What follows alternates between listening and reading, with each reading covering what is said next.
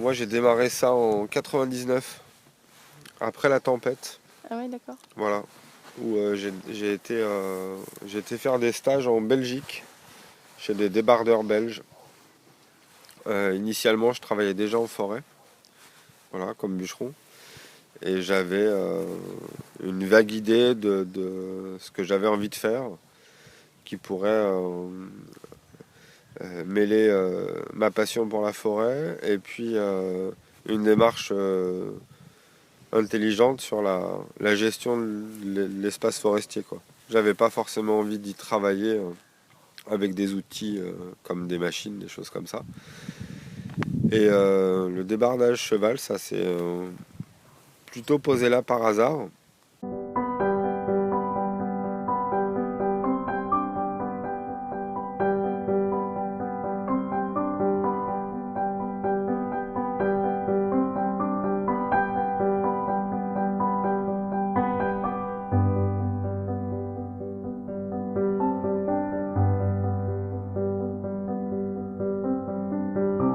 Et je me suis retrouvé juste après la tempête de 1999 dans des espèces de micados géants de sapins enchevêtrés les uns dans les autres, avec deux vieux.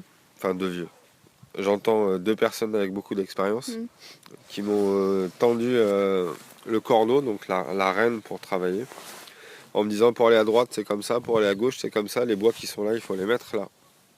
En gros, voilà. Moi j'avais sorti 15 morceaux de bois dans la journée, ils en avaient sorti 200, quoi.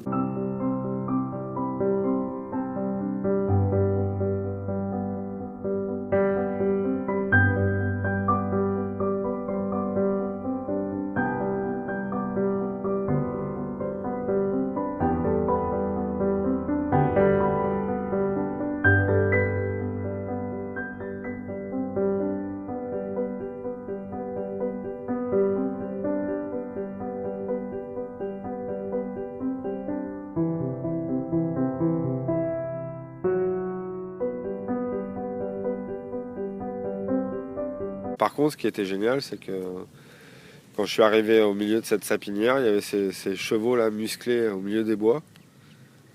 Et le soleil traversait la sapinière là, il y avait tous ces animaux qui étaient là au milieu, musclés, qui fumaient là. Oh, je me dis mais c'est ça que je veux faire. Ah, c'est beau. Ah ouais, je me suis dit je veux être là. Ça va être une belle image. Ah, c'est une super belle. C'est juste magnifique tous les matins d'être en capacité de regarder son travail et dire voilà ce que je fais, quoi. C'est ça, c'est mon quotidien, c'est mon bureau. Voilà, c'est mes collègues de travail. Et je me suis dit à ce moment-là, c'est ça que je veux faire. J'ai pris plusieurs statuts, j'ai démarré en micro-entreprise, je suis passé en entreprise individuelle. Après, je me suis monté en société. Et puis après, je suis reparti en entreprise individuelle. Voilà. Donc ça, j'ai bien cheminé. J'ai cheminé, et puis ça m'a permis de rencontrer plein de gens. J'ai travaillé dans beaucoup de régions. J'ai démarré cette activité sur la Picardie. Après, je suis parti sur le Limousin pour rejoindre un groupement de professionnels de la filière bois.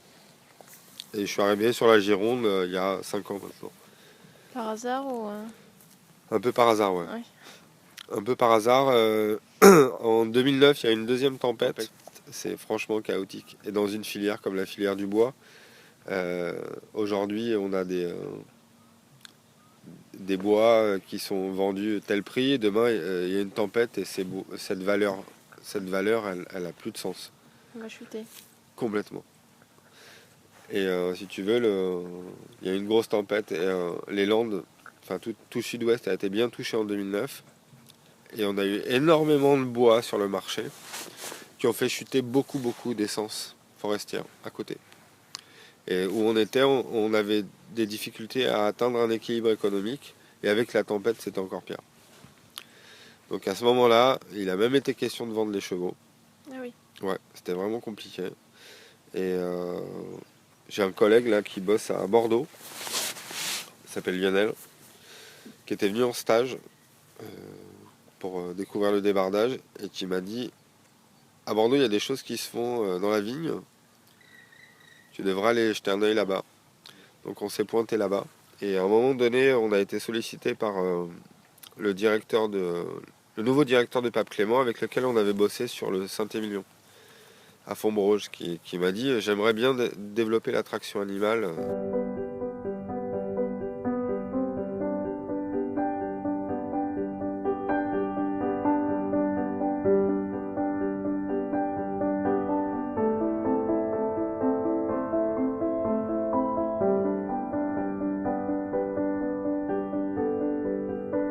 Enfin, moi j'ai voulu aller plus loin en me disant il faudrait accompagner les gens dans leur démarche de vouloir faire ça.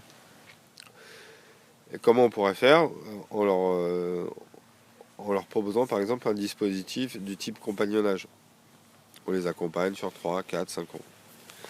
C'est ce que j'ai proposé à Bernard Magret en me disant, voilà, est-ce que lui, ça pourrait l'intéresser? Il est dans tout ce qui touche à la transmission des savoirs, tout ça, c'est quelque chose qui lui parle.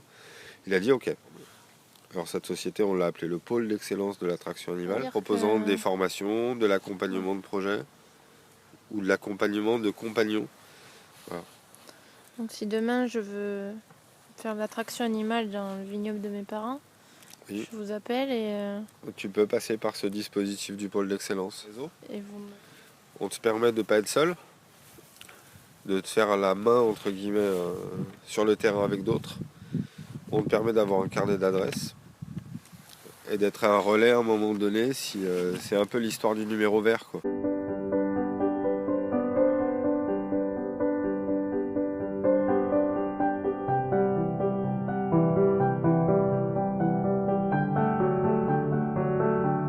Qu'est-ce qui qualifierait mon métier? Ouais. Joie, bienveillance, je vais dire beauté, moi je les regarde bosser là, je me dis voilà, c'est quand même beau, j'ai quand même de la chance.